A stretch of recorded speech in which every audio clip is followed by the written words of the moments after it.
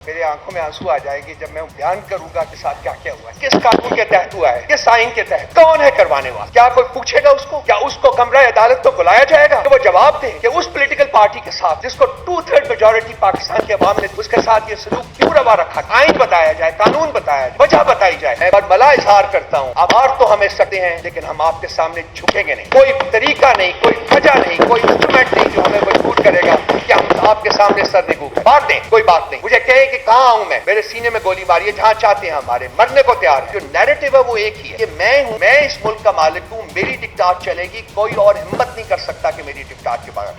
कब तक मानेंगे हम, कब तक हम अपना सब सर जो है वो इनके सामने सरनिगू करते रहे और कहें कि चले ठीक है आप कुछ दिन और कर लीजिए। वक्त आ गया है, मेरा ख्याल है वक्त आ गया है कि सारी कौम को खड़ा होना पड़े, सारी कौम को बाहर निकलना पड़े। ये शख्स वाहिद जो है वो बैठा हुआ, जहां घरौंदे में बैठा हुआ है, जिस स्मोक स्क्रीन के पीछे छुपा हुआ है या जिस शैडो के पीछे छुपा हुआ है, वो कहता है कि जी जो मैं कहूंगा वही हकीकत है और बाकी जो पाकिस्तान के 25 करोड़ अवाम कहेंगे वो कोई मीनिंग नहीं रखता। 3 दिन पहले, 4 दिन पहले मैं एक टेलीविजन के दफ्तर में मैं गया था, वहां से मैं बाहर निकला हूं, मैं अपनी गाड़ी की तरफ वॉक कर रहा था, तो मेरे पीछे ये 4 लोग ये आए हैं, इन्होंने बहुत एग्रेसिवली मेरे साथ डील किया, मुझे पकड़ा है, मुझे मुक्के मारे हैं and they virtually pushed me towards my car. मैं इस तरीके से गाड़ी में, मेरे पास रिमोट था, मैंने खोल के गाड़ी में बैठ गया और मैं चला गया हूं। उस वक्त मैंने नोटिस नहीं किया कि क्या बात है क्या नहीं, हालांकि धमकियां वो दे रहे थे, मुझे गालियां भी दे रहे थे, धमकियां दे रहे थे। उसके बाद कल ये वाकया जो कि उमर साहब ने बताया आपको कि मैं वहां से निकला हूं और जो कुछ हुआ है वो सीसीटीवी फुटेज के ऊपर बिल्कुल है, और वहां भी कह रहे थे जी कि हम आपके पीछे हैं, हम तो आपको तलाश कर रहे थे, आप हमें मिले नहीं है 2 दिन, आज हमने तलाश किया। सो ऑब्वियसली ये एक प्रॉपर ऑर्केस्ट्रेटेड प्लान था जिसके तहत ये मेरे ऊपर जो असैसिनेशन अटेम्प्ट है वो कराई गई। दे वेंट फॉर माय जैकुलर, उनका जो दाविया था अटैक का वो इसको था कि यहां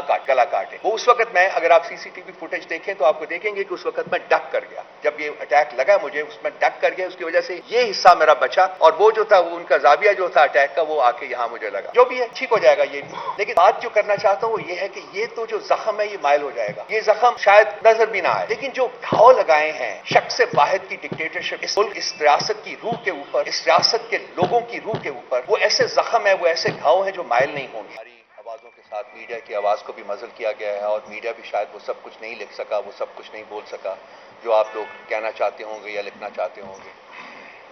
इसके साथ साथ बाकी भी तमाम एस्पेक्ट्स जो हैं इस वक्त वो भी आपके सामने है कि इस मुल्क में इदारों के साथ क्या हो रहा है, इदारों को किस तरीके से डिसफंक्शनल किया गया है,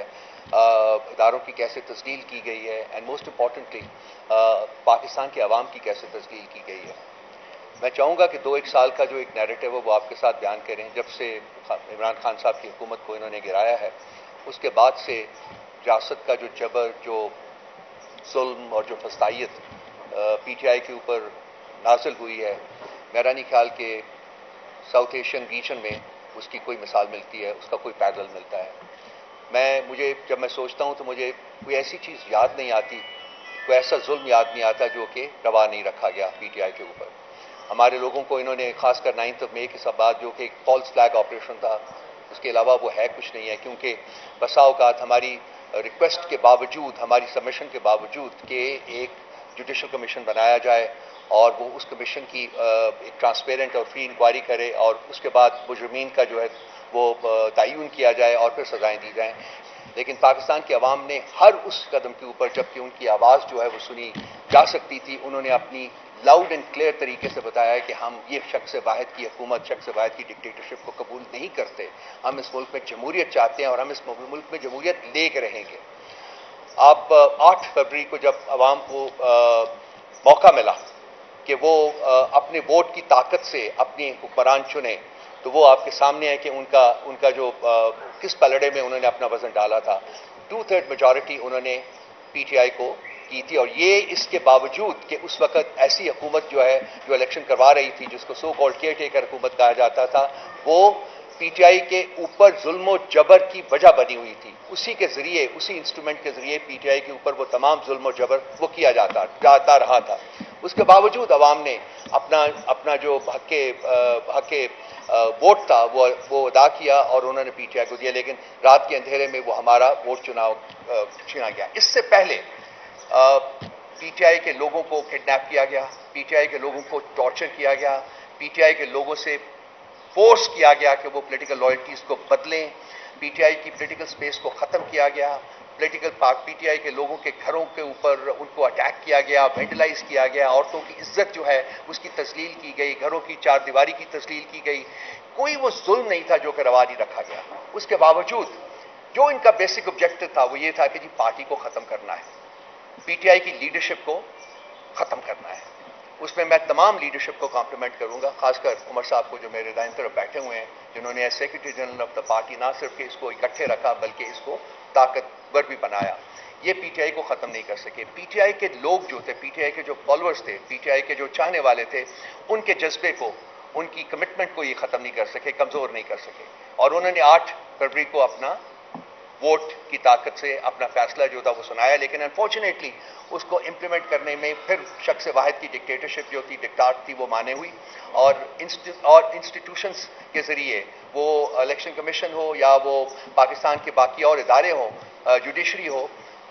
उसकी वसातत से उन्होंने अपने वो फैसले जो है मनवाए जो कि शख्स वाहिद करना चाहता था। अनफॉर्चुनेट बात है, लेकिन ये इन्होंने सिर्फ पाकिस्तान के अवाम के साथ ही ये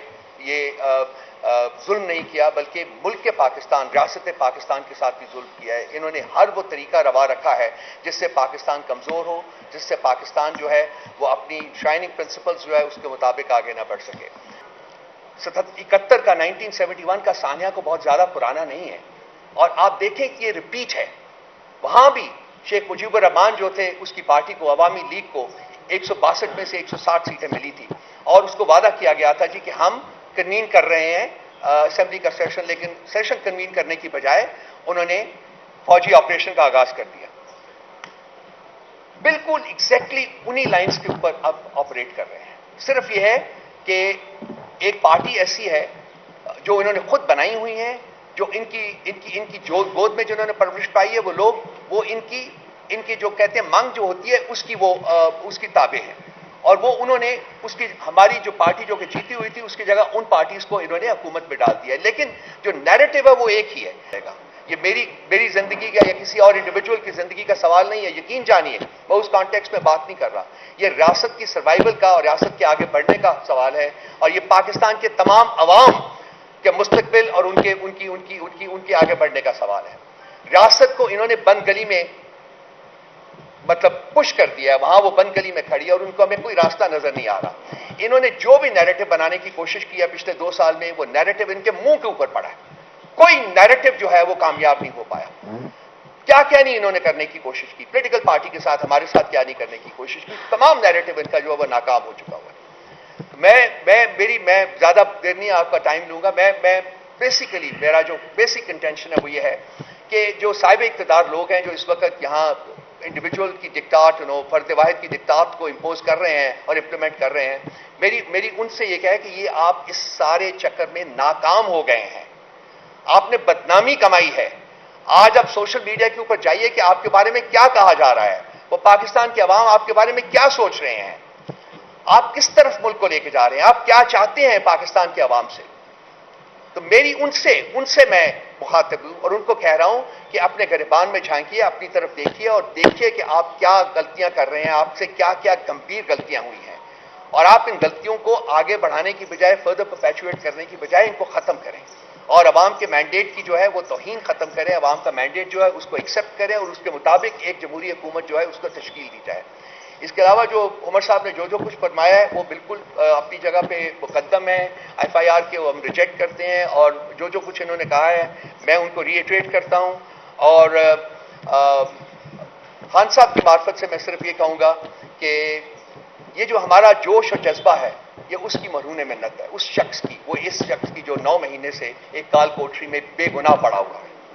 ये हमें जो सिखाया है, आज जो हम खड़े हैं, आज हम अपने पांव पे खड़े हैं और आज हम ये बात कर रहे हैं, जो हौसले और हिम्मत के साथ बात कर रहे हैं, ये उन्हीं की देन है, ये उन्होंने हमें दिया हुआ है। और उन्होंने कहा था, उन्होंने कौम से कहा था कि जी मैं ना खुद झुकूंगा ना आपका सर झुकने दूंगा, और हम आज उसी गाइडलाइन, उन्हीं गाइडलाइंस के मुताबिक हम बैठे हुए। मैं बरमला इजहार करता हूं, आप मार तो हमें सकते हैं लेकिन हम आपके सामने झुकेंगे नहीं।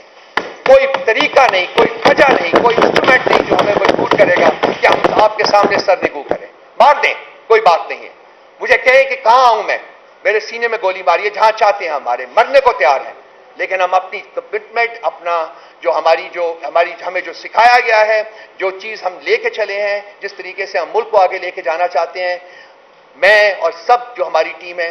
मैं यकीन दिलाई, आप इन सबसे बात करके देख लीजिएगा, कोई किसी सूरत में सरनिगू नहीं करेगा अपना, कोई नहीं झुकेगा, कोई जुल्म और जबर के सामने नहीं झुकेगा, कोई फसादियत के सामने नहीं झुकेगा। हम कायम हैं, हम उस पाकिस्तान की तकमील के लिए कायम हैं जिसका ख्वाब कायद-ए-आज़म ने देखा था और जिसकी तकमील जो है वो इमरान खान साहब कर रहे थे। आज नहीं तो कल, कल नहीं तो परसों इन्हीं फस्ताई ताकतों को उसी शख्स से बात करनी होगी जिसके पास रियासत के मुस्तकबिल की कुंजी है और वो अडियाला जेल की कैद कोठरी में कायम है। वो बाहर आएगा, वो इस मुल्क के ऊपर दोबारा हुकूमत करेगा इंशाअल्लाह ताला। Thank you.